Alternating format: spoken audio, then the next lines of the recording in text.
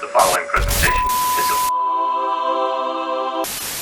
Oh, what's that? Non-televised event is 9 subscribers away from reaching 1,000, and anyone who comments on this video is going to be entered in the giveaway to win a $50 Amazon card?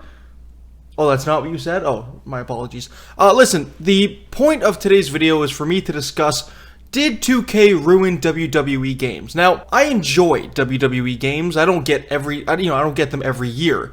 I get them once every couple of years. I'm probably going to get 2K24 when it goes on sale. It has great reviews. Apparently, it has the best reviews of any WWE game that's ever existed, which is great. When people talk about great wrestling games, they often bring up some of the SmackDown versus Raw titles. They bring up WWF No Mercy. The only 2K WWE game that I've heard people say is their favorite wrestling game is 2K14, and that was because of the 30 years of WrestleMania mode. But it started with 2K14, and since then, 9 titles of 2K WWE games have come out. So the question is, why aren't these games being, called the greatest wrestling games of all time? Oh yeah, 2K19 is another one. I hear 2K14 and 2K19, and I hear 2K24 is pretty good.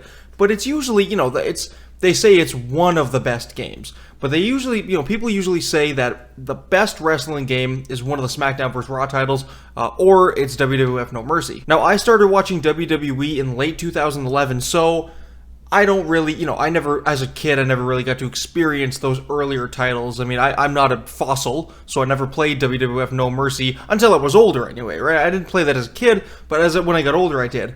And then the SmackDown vs. Raw games, I played a couple of them, but my first WWE game was WWE 12. Admittedly, one of the more forgettable titles, but WWE 13, now that was my favorite wrestling game. I loved the Attitude Era mode, the story mode. Unfortunately, I also played that game on the Wii. It wasn't until much later in my life when I played it on the PS3 and really got to fully experience what that game was with the stage creation and all that stuff. As for 2K titles, there's only a couple of them that I haven't played. Like, I haven't played 16, 17, or 18. I didn't play 2K 2020. Or 22, and I have yet to play 2K24. And I think the reason I haven't played a lot of them is because 2K games and like EA games, sports games that kind of just come out once every year, not really my thing. That's not really my style. It's like Call of Duty. People get the newest Call of Duty every year. People get the newest, NBA game, NHL game. That's not for me. For me, it feels like every year it's the same game. Not really with WWE so much, but with sports games, like the FIFAs and the NHLs and the NBAs. To me, that's just the same game, but, with just different statistics and, different players on different teams. Now, to be fair, I am uneducated, and I actually, who am I to say? Who am I to talk? I haven't played, years upon years upon years. I haven't played every year of these sports games. So I don't know, there could be drastic differences, but from what I've heard from other people, and in my experience, because I have played sports games, a lot of them are just the same. And I'm honestly feeling that way a little bit when it comes to 2K WWE games. Every game that has come out since 2K14, to me, has felt corporate. Like, that's the only way I can explain it. I feel like ever since 2K14, it's always been, the same model that 2K has been going after, which is they want to give you that simulation experience and make it as realistic as possible without really taking into consideration the fun aspect of the game. And I think that's why people think that WWF No Mercy or some of the SmackDown vs. Raw games are the best WWE games. But is that true, or is that just their nostalgia kicking in? Because I gotta be honest, I'm a sucker for nostalgia too. I mean, if you've seen my gaming channel, I'm all about nostalgia, especially when it comes to video games. I mean, to be fair, there's a lot of things about modern video games that I really don't like the idea of DLCs instead of unlockables. But I will admit, I'm not gonna sit here and tell you, the 1995 NBA is better than, the newest NBA that just came out. It's just not true. That's why I've never understood why people think No Mercy is the best wrestling game ever.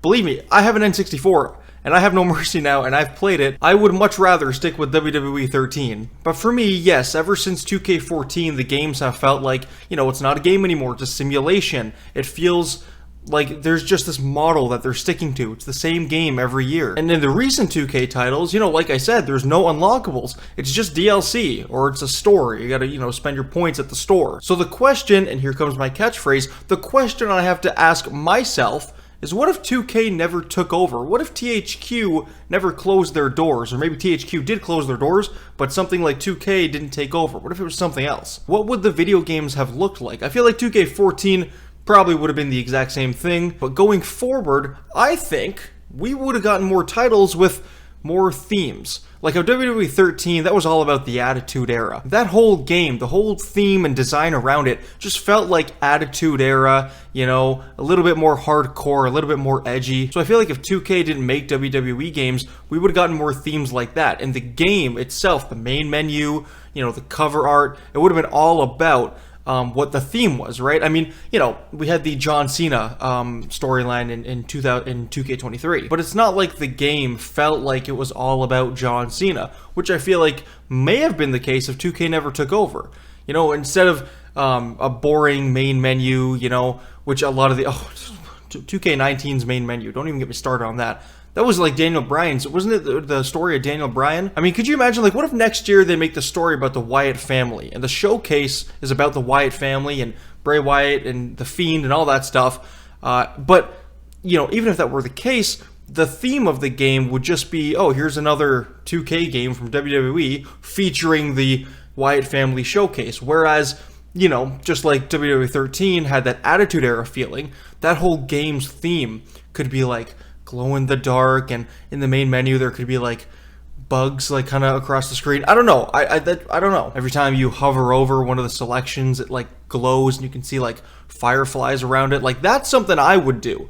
You know what I mean? And I feel like that's something that could have been possible if 2K never took over. I just think we're missing out. You know, we're missing out on a little bit because these 2K games, they want to all be the same. They all have this same formula where year after year after year, you know, it's not that the game itself is the same, but there's a certain quality about them that remains consistent, where it feels like they're trying to be very professional. You know, they're trying to make WWE like a very professional looking sports game, which I get. I'm just saying if that wasn't the case, maybe each game would feel a little bit more unique. Let me know what you think. If you're not subscribed, please do subscribe. I never ask, but just this once I'm gonna ask because 9 away from 1,000, that's a pretty big deal.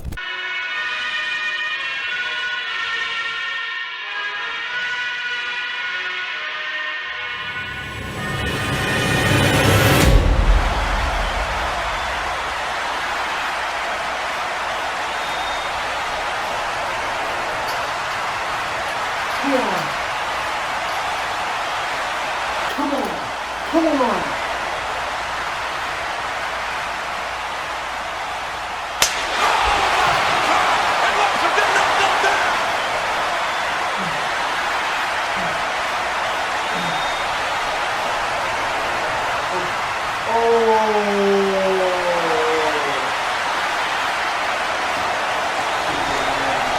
It's always been me. It's always been me. Canada sucks. Canada sucks. Does he have the